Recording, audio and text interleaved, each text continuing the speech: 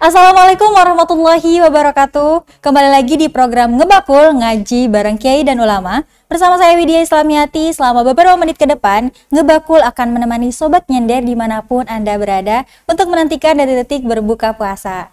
Sobat Nyender dimanapun Anda berada, yang sedang menyaksikan Ngebakul melalui live streaming YouTube ataupun Facebook, jangan lupa untuk tekan tombol subscribe untuk channel YouTube NU Lain, karena meskipun Ramadan berakhir dan program Ngebakul berakhir hari ini, tapi NU Lain masih setia menemani Anda dengan program-program menarik lainnya.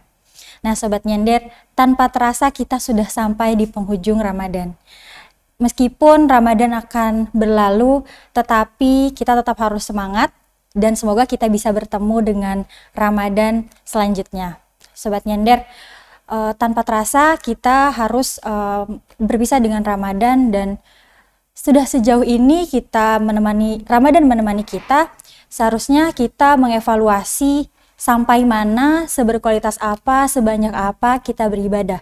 Lalu bagaimana cara mengukur ibadah kita, mengukur kualitas ibadah kita, mengukur kuantitas ibadah kita selama Ramadan. Untuk itu marilah sama-sama kita saksikan Ngebakul episode evaluasi Ramadan bersama Kiai Haji Rakimin Aljawi dari Lembaga Dakwah PWNU DKI Jakarta. Assalamualaikum warahmatullahi wabarakatuh. Alhamdulillahilladzi hadana subulus salam wa afhamana bisyari'atin nabiyil karim. Asyhadu an la ilaha illallah wahdahu la syarikalah dzul jalali wal ikram, wa asyhadu anna Muhammadan abduhu wa rasuluh. Allahumma salli wa sallim wa barik ala sayyidina Muhammadin wa ala alihi wa sahbihi rasulillahi ajma'in. Faqad qala Allah ta'ala fil Qur'anil Karim, a'udzu billahi minasyaitonir rajim, bismillahirrahmanirrahim, walitukmilul iddata walitukabbirullaha ala ma hadakum wa la'allakum tashkurun. Sadaqallahul azim. Pemirsa Ngebakul dimanapun Anda berada, dan mudah-mudahan disayangi Allah Subhanahu wa Ta'ala. Bila kita ingin mengevaluasi ibadah kita di bulan Ramadan, maka ada dua hal yang tak boleh kita abaikan. Yang pertama adalah proses, yang kedua adalah tujuan. Tujuan syariat puasa telah Allah bentang di dalam Quran surah Al-Baqarah 183. A'udzubillahi minasyaitonirrajim. Bismillahirrahmanirrahim. Ya ayyuhalladzina amanu kutiba alaikumussyam kama kutiba alal ladzina min qablikum la'allakum tattaqun. Wahai orang-orang yang beriman, bertakwalah kepada Allah dan diwajibkan atas kamu berpuasa sebagaimana orang-orang sebelum kamu, la'allakum tattaqun, agar kamu menjadi orang yang bertakwa. Dari Al-Baqarah ayat 183 ini kita mendapatkan pemahaman bahwa Allah memanggil orang yang beriman secara spesial dan menjadikan puasa sebagai sarana hebat Allah hadirkan di bulan Ramadan untuk tujuan la'allakum tattaqun, agar kamu menjadi orang yang bertakwa. Jadi tujuan kita ibadah di bulan Ramadan adalah menjadi orang yang bertakwa. Pemirsa yang berbahagia, terkait dengan tujuan takwa ini berkaitan erat dengan sinyalemen yang Allah berikan terkait dengan evaluasi. Hal ini terdapat di dalam Quran surah Al-Hasyr ayat 18. A'udzubillahi minasyaitonirrajim. Bismillahirrahmanirrahim. Ya ayyuhalladzina amanu taqullaha wal tanzur nafsum ma qaddamat lighad wattaqullaha innallaha khabirum bima ta'malun.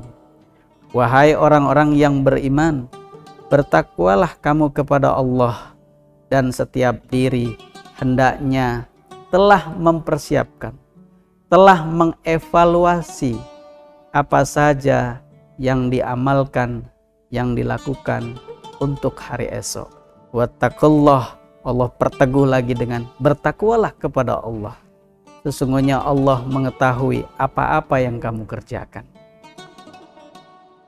Pemirsa yang dirahmatin Allah Subhanahu wa Ta'ala, ini adalah sinyal dari Allah Subhanahu wa Ta'ala bahwa orang yang beriman itu harus bertakwa kepada Allah, dan salah satu bentuk ketakwaan adalah setiap kita harus mempersiapkan, harus mengevaluasi apa saja yang telah kita lakukan untuk menyongsong hari esok dengan makna yaitu hari akhirat, di mana kita akan menerima balasan dari Allah Subhanahu wa Ta'ala atas amal yang kita lakukan, dan tentu Allah mengetahui apa saja amal yang kita kerjakan khususnya di bulan Ramadan.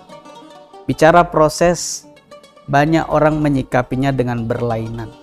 Setidaknya ada dua kelompok dalam menyikapi dan menjalani Ramadan. Kelompok pertama adalah orang-orang yang menghormati Ramadan dan memenuhi hak Ramadan dengan baik, yakni siang dia berpuasa, malam dia qiyamul lail, melaksanakan sholat tarawih, melakukan tadarus, tahajud, sholat hajat, menghiasi pagi dengan sholat duha, dan ibadah-ibadah yang lain termasuk dalam bentuk muamalah, memberikan kepedulian, memberikan takzil, menyayangi satu dengan yang lainnya. Nah, kemudian kelompok yang kedua adalah orang-orang yang tidak menghormati Ramadan, dan ini diwujudkan dalam dua kelompok kecil. Kelompok pertama yaitu orang-orang yang sombong, yang nyata-nyata tidak menjalankan ibadah puasa di bulan Ramadan, apalagi melakukan ibadah-ibadah yang lain. Dia tidak melakukannya. Tapi juga ada kelompok kecil yang kita anggap sebagai kelompok yang sembrono. Dia melakukan puasa dan ibadah-ibadah lain, tetapi tidak serius, sehingga ibadahnya itu salah satu yang dicatat oleh Rasul adalah kam min shaimin laisa lahu min siyamihi illal ju' wal 'aths. Banyak di antara mereka yang berpuasa tapi tidak mendapatkan apa-apa kecuali hanya lapar dan dahaga. Pemirsa Ngebakul yang disayangi Allah Subhanahu wa Ta'ala, bicara mengevaluasi ibadah kita di bulan Ramadan, tentu kita membutuhkan instrumen, alat ukur sejauh mana capaian Ramadan kita dan sejauh mana Allah nanti akan memberikan balasan atas ibadah kita. Diterimakah puasa kita, sholat kita, atau bahkan ditolak karena tidak memenuhi syariat, atau karena tidak didasarkan iman, atau mungkin karena tidak ikhlas. Maka terkait dengan ini, mari kita menilik hadis Rasulullah SAW, hadis riwayat Tirmizi yang berbunyi, ittaqillah haitsuma kunta wa atsbihi sayyi'atal hasanata tamhuha wa khaliqin nasa bi khuluqin hasan. Bertakwalah kamu di mana saja berada, kapanpun, dimanapun. Wa atsbihi sayyi'atal hasanata tamhuha, dan ikutilah perbuatan-perbuatan buruk itu dengan kebaikan-kebaikan, karena kebaikan itu meniscayakan akan menghapus keburukan-keburukan atau dosa-dosa yang kita lakukan. Dan berakhlaklah kepada orang dengan akhlak yang baik. Dari hadis ini saya menangkap ada 3 alat ukur, ada 3 instrumen yang bisa kita jadikan acuan. Pertama, saya menyebutnya pada instrumen kognisi secara akliyah, di mana Rasul mengatakan ittaqillah haitsuma kunta.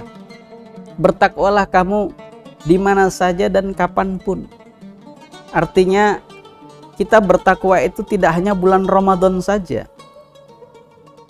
tidak hanya di masjid saja, tidak hanya di musola atau di taklim saja, tetapi kita harapkan pasca Ramadan pun kita akan bertakwa tidak hanya di masjid, tidak hanya di musola, tidak hanya mempertahankan puasa kita, tidak hanya mempertahankan berjamaah kita, tapi lebih daripada itu, di pasar, di jalan, dan dimanapun, kita tetap bertakwa kepada Allah dan terus mengembangkan ibadah-ibadah yang selama ini kita latih di sepanjang Ramadan.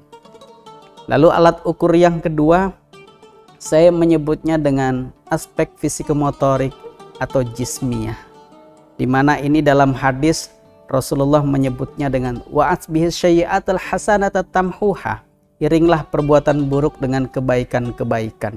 Di bulan Ramadan kita banyak mengendalikan diri untuk tidak melakukan hal-hal yang membatalkan puasa, untuk tidak bermaksiat. Maka diharapkan tidak hanya di bulan Ramadan kita menghiasi dengan kebaikan, tapi pasca Ramadan kita juga bisa mengembangkan amal soleh dan kemudian ibadah-ibadah yang lain, serta terpenting adalah untuk tidak mengulangi perbuatan dosa dan kemaksiatan-kemaksiatan. Dan diharapkan di sini kita punya rapot yang lebih baik.